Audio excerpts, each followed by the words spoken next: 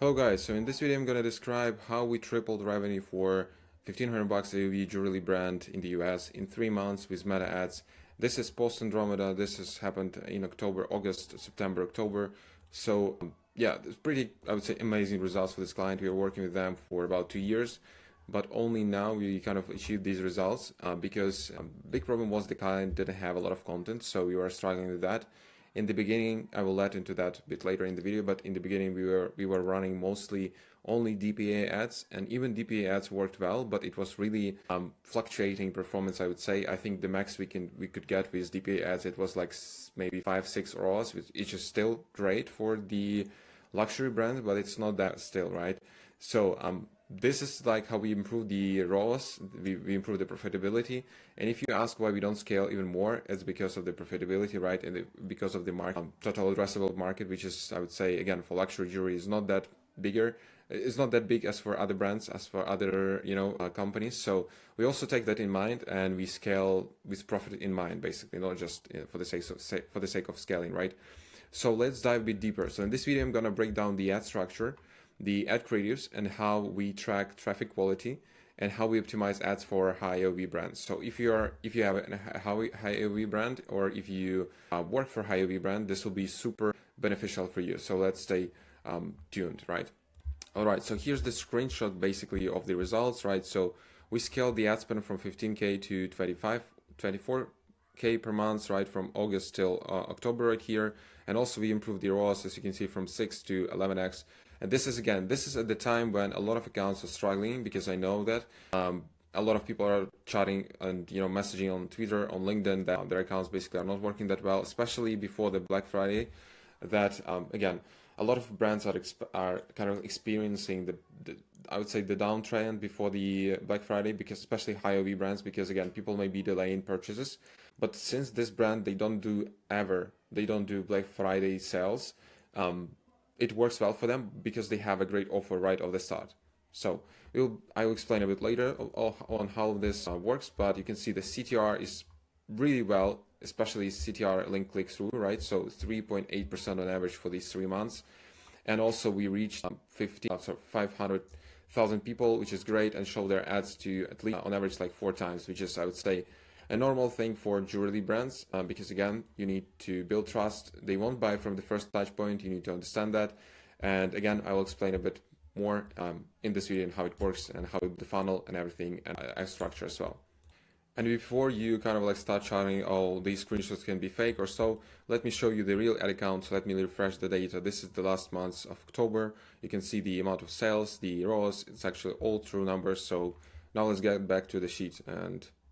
And then you might say, okay, basically you can get view through attribution, and that's why ROAS so good. But in fact, we are actually getting 99% spent on the new customers. As you can see here, existing customers is spent only $52, right? And purchase ROAS, of course, is good, way better for existing customers or engaged audience, because again, the CPA, I would say for us, it's twice as lower as for the new audience, but the engaged audience is these are the people that visited your website but didn't make a purchase. They are still not your customers, right? So we still spend money on them, and it make sense to do so. So again, 90% of sales were made on 7-day click attribution. You can see it right here. So 3 months, right? You have purchases, you have a ROAS on 7-day click. And you see that actually, like, out of 312 purchases, 280 were made on 7-day click attribution, which is quite crazy, right? And yeah, I will explain everything how it works. Just stay in touch. All right, now let's open all the campaigns we have here. I just used Figma because it's much easier to kind of explain everything and also draw lines here. All right, so we need to remember this account has a lot of data, right? So they're running ads for more than 2 years, but we are working with them for about 2 years. So it has a lot of data about sales, everything, right? So we need to remember that if you're just starting from scratch, you won't get these kind of results unless you have really, really good offer and really, really good creatives. But again, it takes time again to optimize and find the right audience for you. So here we have this. We started only with sales campaign. ABOS testing is $50 a day, every ad set inside, right? And every few variations inside of each ad set.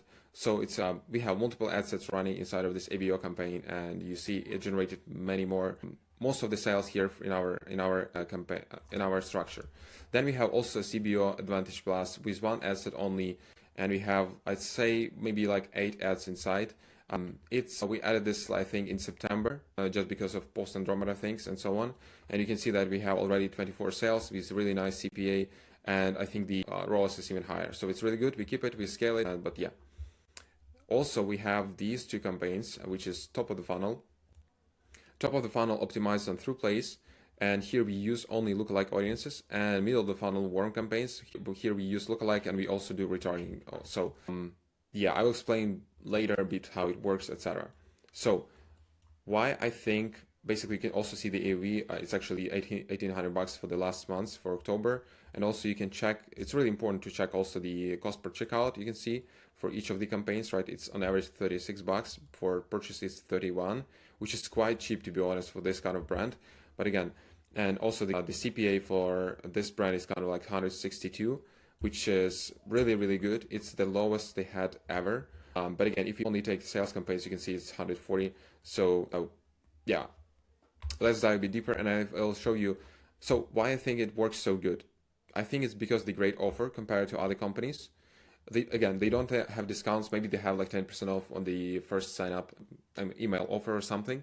They have lots of positive reviews. I mean, lots of, they have thousands, and they have built trust. They're accredited with this BBB company in the US. They have this trust.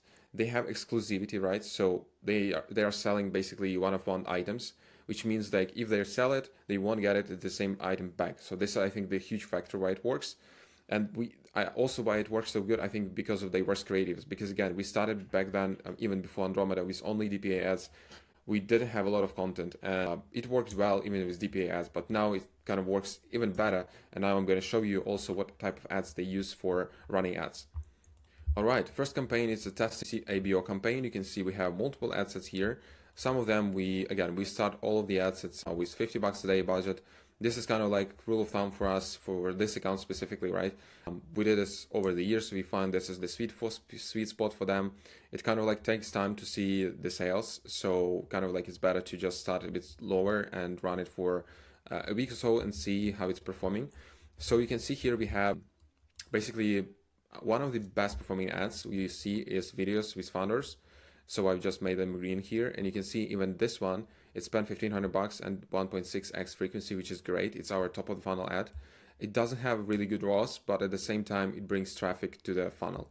And some other ads, they kind of like have higher frequency, so we will need to switch them sooner. But again, they have multiple ads inside that, and because of that, we are not really worrying about the audience fatigue or creatives fatigue. Because again, on average, yes, we have 6x frequency, but we have so many ads here, so they are not getting served the same ad every time. So that's for sure, right? So again, the higher the product cost, the more multiple touch points you need to close the deal. This is the big thing. All right, and here you have also the CPM, right? I showed that, okay, this one is pretty high, I would say, for the founders, and I think it's because it's working on retargeting. We have this here also 4x frequency. The CPM is kind of increasing while also after the, you're running ads for the long time and it kind of hits fatigue, and that's why you need to switch ads from time to time, of course. And we have these top of the funnel ads here on top, which don't have big frequency, and the cost per unique click is pretty low, I would say, really good. So this is kind of like cool thing to have, and they help to bring fresh traffic to the funnel, as I said before. All right, now let's chat about what type of ads we are running for them. All right, so we have multiple type of ads actually, and this is why you need to do this after Andromeda update. As you can see, I hovered over some things like logos and some things like offers as well, because again, we don't want to show that. You need to find out what works for your brand and test it and see, etc. So the thing is, you can see we have lots of variations of these kind of like product focus ads where we just show the product. We also show this kind of like, maybe it can be a totally different element that kind of like works with this piece here. So I just feel like it brings some, additional elegance touch to the piece and to the creative. But again, you will try it for yourself. For some ads, again, for some of you guys, this type of ads, they may not look so good, right? But again, we are working with really limited amount of content we have. So this is just a product picture, basically imaged on the black background. We kind of need to, do something with it, right? That's it. So we have this headline here, basically.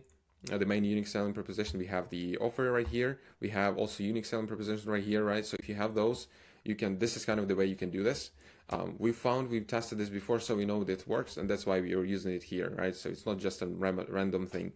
And as well as we've tested using these and using tested images without these kind of like companies, right?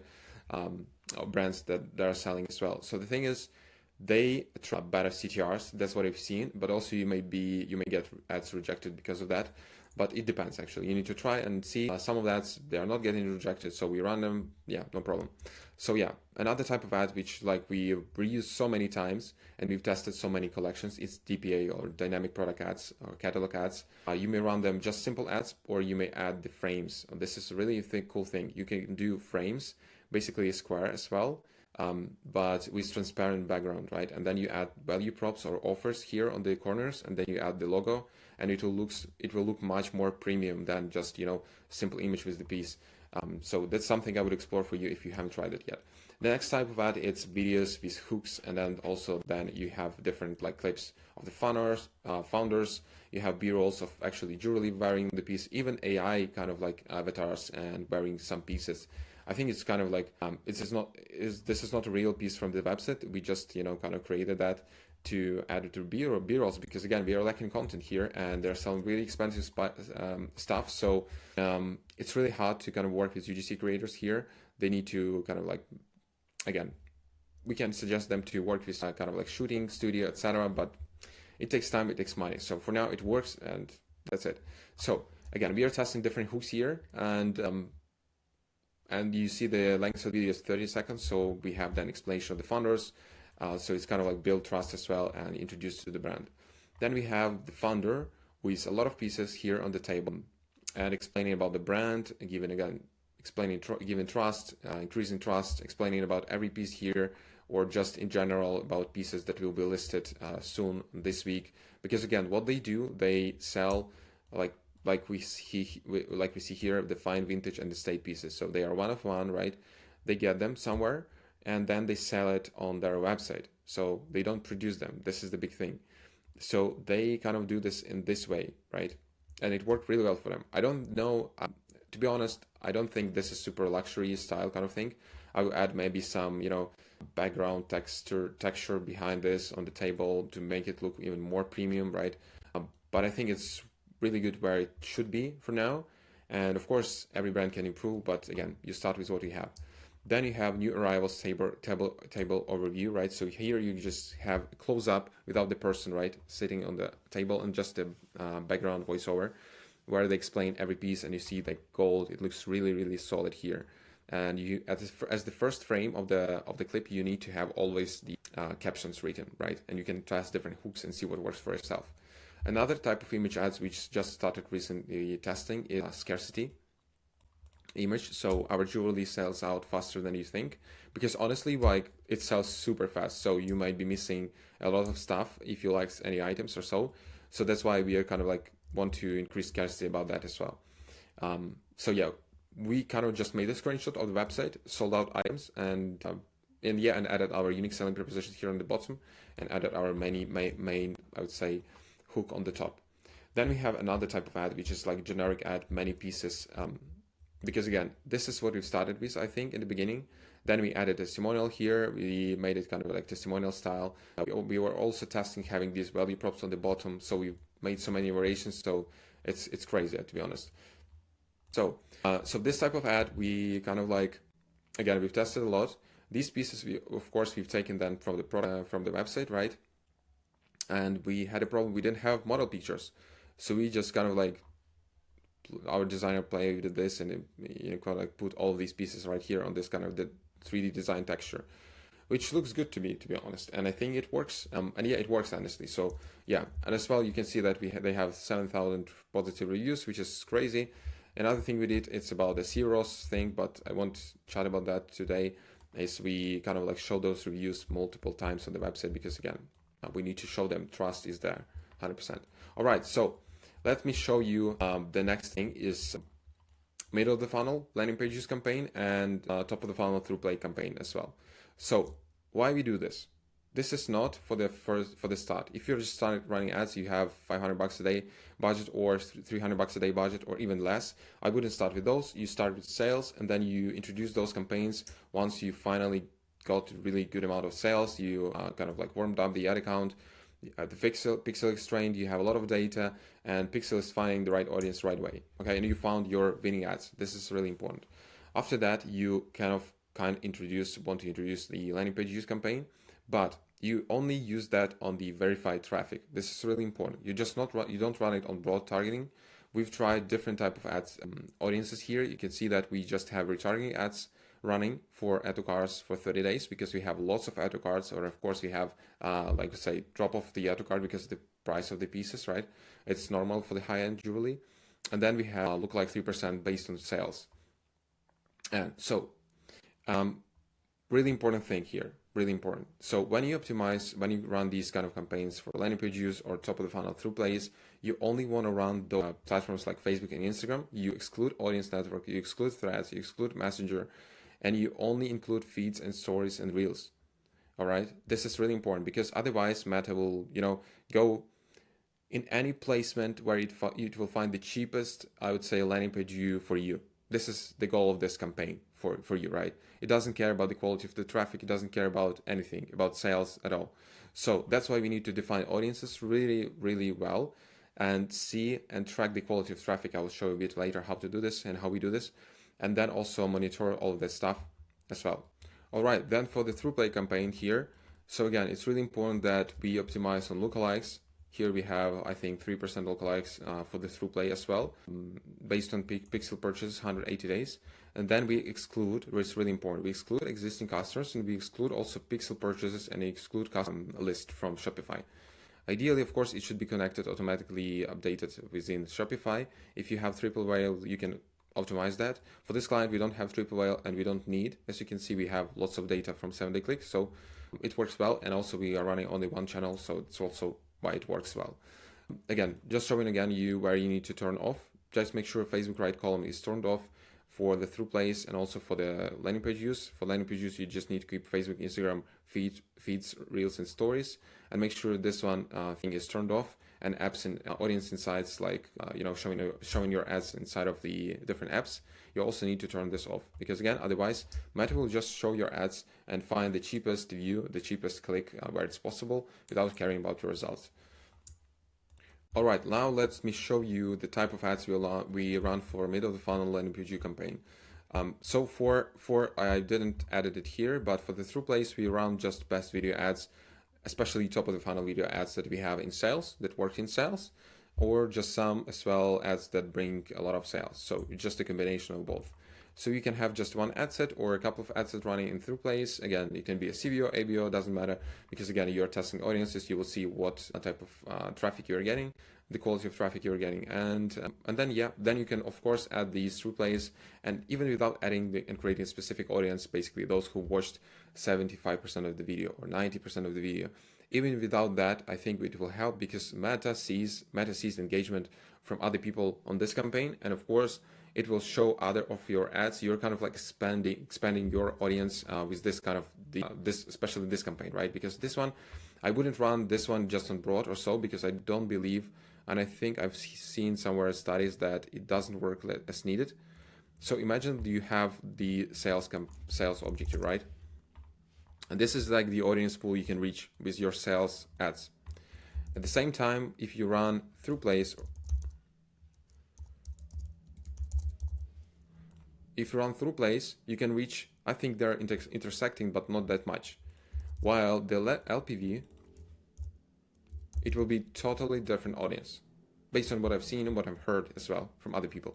So, and from studies, right? So again, this is how you can expand your sales audience once you got enough sales, once your pixel is trained, once you have a warmed up ad account, by running through plays campaigns. And also, again, you can add retargeting campaign for even with LPV goal or with sales goal on those who watch 75% of the video, or you can just leave it as it is. And I think Meta will figure it out and actually show people, because again, they will see engagement on the platform, engaging with your ads. They are watching your ads in here, so they will also show your other sales ads, but from sales campaigns after, right? Otherwise, they wouldn't charge you that low for CPM here or in here if they wouldn't, if you will be getting sales, right? It doesn't make sense for the business, for the Meta business, I would say. So that's why, that's how it works basically. All right, so here we have the, all right, type of ads we are running. So as you can see here, this is just one ad. So we just kind of like turned on the DPA also collection underneath the static ad. You can see here, so we have, again, we have the main headline here, what we are selling. We have different unique value proposition as well as the offer. We have BBB accredited business. Again, this will increase trust. If you have that, that's great. Make sure you have it on the website. If you're selling jewelry, I think you need 100% to show that and register for that. I think it costs around $1,000 per year or something to be accredited with this kind of thing. And then you also see just a simple DPA ad, even without any frames. And this ad works well. It has lots of likes, lots of comments, and lots of shares as well. So we just keep it running inside of our middle of the funnel campaign.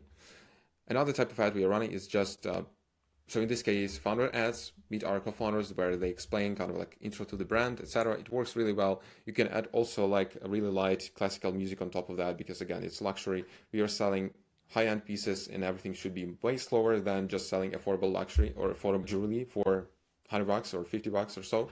So you just need to keep that in mind. The type of the customer is totally different. All right, and now how to track traffic quality, right? We track this with GA4, of course. If you have triple L, you can play with it. I'm not sure it will show you engagement rate, but we look at the engagement rate. But the thing is, engagement rate is not static for your campaigns or for your business. It changes over the different seasonality it has as well. So the thing is, you can see that the average engagement rate for Facebook only, so you go to traffic acquisition, go and you sort by session source and medium right here. Let me show you that. Oh, and there you put Facebook and you will be able to see all the Facebook ads, ad sets, right? So the thing is, basically in August we had 43% engagement rate, and in September we had 57%. So it started rising, and we've seen this over the years that in Q4 especially the engagement rate is starting to rise. Again, it depends on the business, it depends on the beginning, because if you're selling wedding jewelry or wedding something for a wedding, it will be the lowest season for you, because the high season for wedding is in October, September, I would say. But if you're like, once you're approaching, I would say January, it will start to increase. The engagement rate starts to increase for your brands, should start to increase for your brands. And once you run some traffic, once you run some good offers as well, so it will increase. And actually, so it's normal if you have like this type of engagement rate for yourself, for your brand, if you're selling high-end jewelry or high-end product, because again, we will have lower engagement rate for these kind of higher AOV items, and it's normal. If you're selling something for $50, $100, the engagement rate should be like 90+% for sure. So just make sure you check that, and you also can, again, you will see, make sure you use UTMs on every ad set, and you will be able to see all of the ads you are running. You'll be able to see, okay, our, let's say, lookalikes 3% on landing page use. Here you can see it has 96% engagement rate. So we are getting good amount of traffic, good quality traffic, all right? Again, it's just landing page traffic. It's not optimized for sales, but it's good for overall funnel building, I would say, again. And if you sort by amount of sessions, we are getting so like good amount of sessions for a way cheaper price than from sales campaign. This is also a good thing. Another thing is that, again, all right, another thing that I wanted to mention is that you need to always check these engagement rate metrics with comparison to other channels you're running. So if you go to user acquisition here, if you switch this back to normal session source and medium, you will see other channels like Google CPC, or how it's called, I forgot. Google, other channels you're running as well, organic, etc. And you will see different engagement rate. So usually for Facebook, you will have lower engagement rate than from Google or from organic. That's pretty normal. So for example, in August, we've seen from Google traffic around 60% engagement rate. Right now, even from Google traffic, we have around 90-something%. So again, it's always, you need to check this with comparison, and it's normal if your Facebook ads traffic is lower quality than Google, because on Google, traffic is way warmer and they're more ready to buy. This is the thing. And you may ask me, okay, this is how we look at the ad set level, right? But how do we look at the ad level and see the specific ad engagement rate? Because again, different ads can drive totally different type of engagement rate, even in the same, inside of the same ad set. So we have specifically built a separate report for that. Here you can basically select reports on the left, but again, I won't show it here because it will just take a lot of time for me. But the thing is, you can build it for yourself. You'll be able to see all the breakdown by different UTMs by ads, because otherwise you can't see it here. And then you'll see basically what ads are good running, good to still keeping or not, right? So when you make decisions on running ads or not, you look at basically metrics, and you also look at engagement rate. All right, I would say the last stage here, and how to optimize ads for high AOV brands. So let me answer some of the questions I often see here. So the first one, do you need top of the funnel and middle of the funnel ads from the start?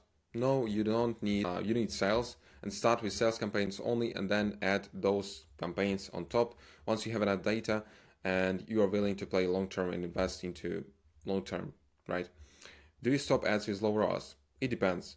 If ads have good spend, good CPC, CTR, engagement rate, and low frequency, that's really important, then we leave them running as they bring new traffic to the funnel, and other ads can close, and you will see like other ads have better ROAS, but if you kill them, and if you kill ads with lower ROAS, the other ads may stop working in a week or so. So it's really important that you keep both. How soon you kill ad sets or ad tests, right? So we have ABO, we have ad sets and multiple ad variations inside. But for every brand is different. For this brand, we know all the metrics because we worked with this so kind of long.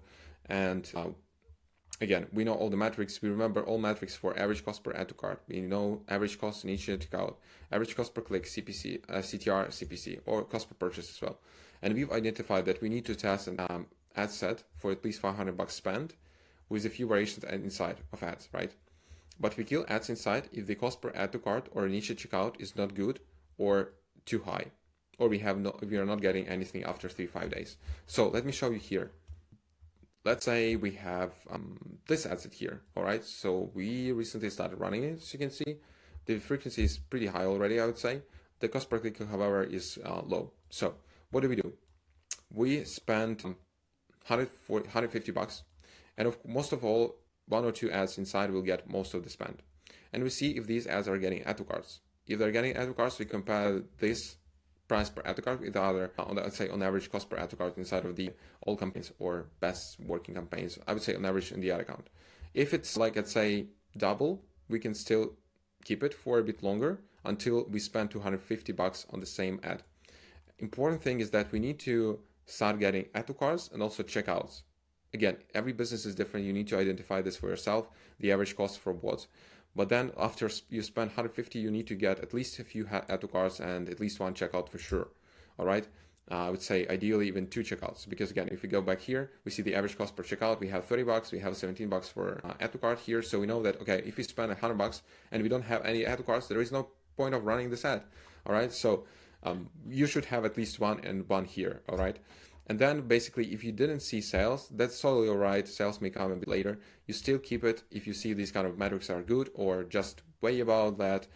You keep it for like 5 days. Again, you're running ad for 5 days for this specific product. I'm telling about this specific product because again, we've seen that if you're not getting sales for $250 spent per specific ad, it's time to kill it. No matter like what our add to carts and checkouts are. However, I would say it depends if it has low frequency, if it has lots of add to carts and checkouts, and doesn't have any sales, I would say we can still keep it because it may be a top of the funnel ad. All right. So it's always you need to play here on the. You need to think. All right. There is no golden rule for that, I would say.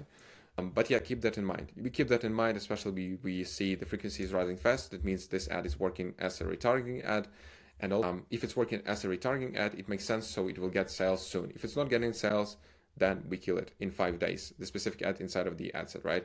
Then we wait another $250 for another ad inside of the second winning ad inside of the ad set. If it's not getting any, we kill the ad set completely, all right? This is the thing.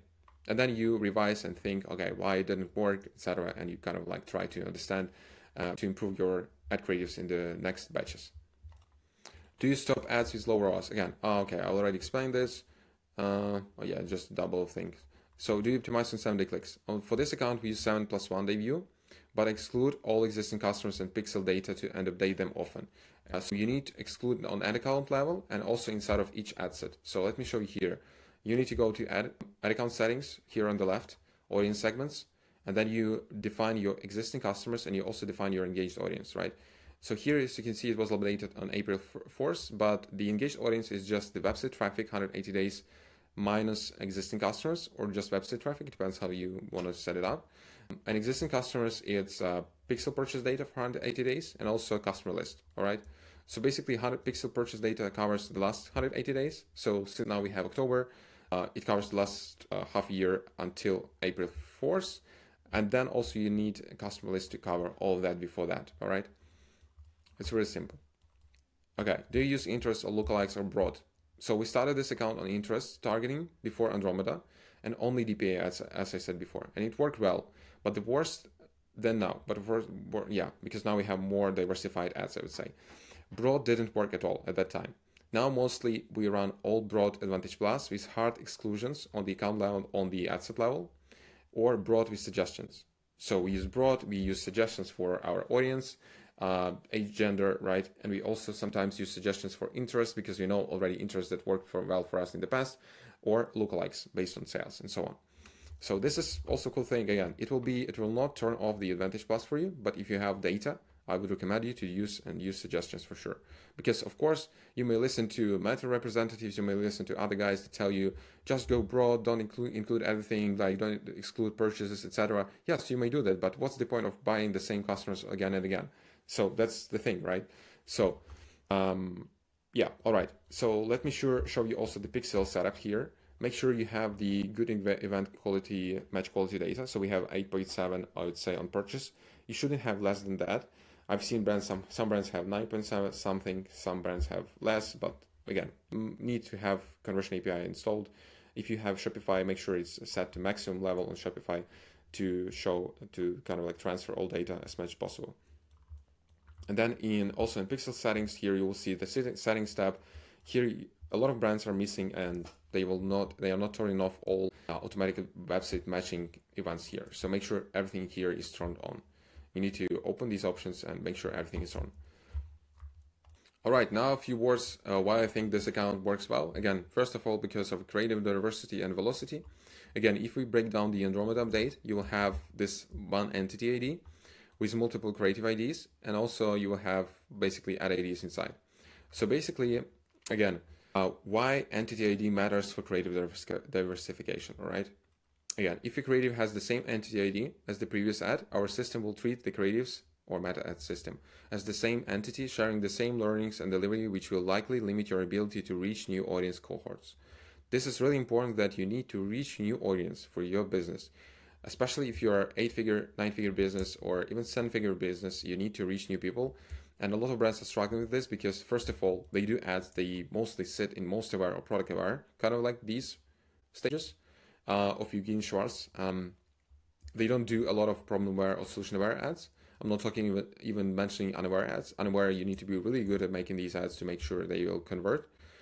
But yeah, this is the thing. You need to have ads for all types, all stages of the funnel, all right? So you have problem aware, you have solution aware, you have product aware, you have most aware.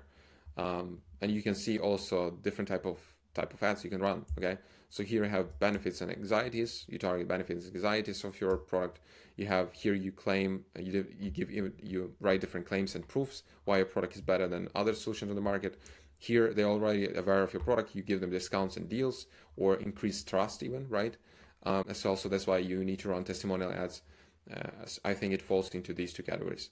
And most aware, it's all about the product and price. Most aware, I think it's just, I think it's your existing customers in here. So for them, you just need to upsell and create good offers. All right, so this is how it works. And that's why all of these ads, they are totally different ads. All right, this ad is not the same as this ad.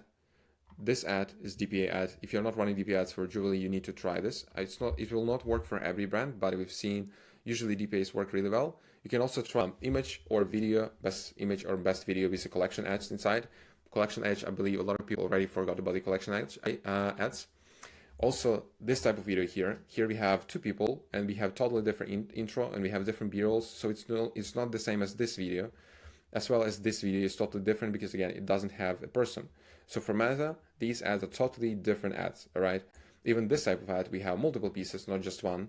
And it's kind of like showing up in different kind of style. And yeah, that's why I think it works that well, right? Because we have diversified content. Also, like, I just want to add another thing to all of this stuff here. So basically, I know a lot of people are struggling with content, right? So the thing is that you don't need crazy stuff, as you can see here. Even with simple product images, you can do well on meta ads. It depends, of course, if you want to, look good, or you want to also look good and sell good, or you just want to sell good, right? Because again, if you don't care about your presence on the market that much, if you always want to look super cool, like all the fashion, all models, like basically professional shootings, professional videos, invest into that content and try that. But the thing is, we've seen that content doesn't really work that well as the natural UGC content. So what I would say recommend, I will make another video for this, how to run ads for fashion brands in 2025, is basically on what type of ads you can run, how to do those type of ads, how could you, without investing a lot in creative production, right? Because again, the thing is that you can, as a founder, if it's the founder watching this video, you can just take your iPhone and just, take your pieces you're selling in hands and just explore and just make a voiceover on how it works and why you think it will be the best for the customers or something like that, right? Of course, you can try and write a script when we have another kind of like setup SOP for that, specifically for founders and how to do these videos. But that's the thing. It shouldn't take a lot of your time, or don't make it perfect from the first touch. Again, just try it, see if it works. If it works, all right, then you can kind of like invest into more better content, all right? Don't overthink. That's what I wanted to say. All right, I hope you enjoyed this video. And if you want to work with us or with me, right, you can find me on LinkedIn, Nazar Stefan, right? You can click here and book a free strategy call if you're an e-commerce brand, right? You can also message me and send me an email, and I will respond to you as soon as possible. All right, let's stay in touch. If you didn't subscribe to the channel, make sure you subscribe, like this video, so you will not miss any new insights from me on how to run ads for e-commerce business in 2025 and further. All right.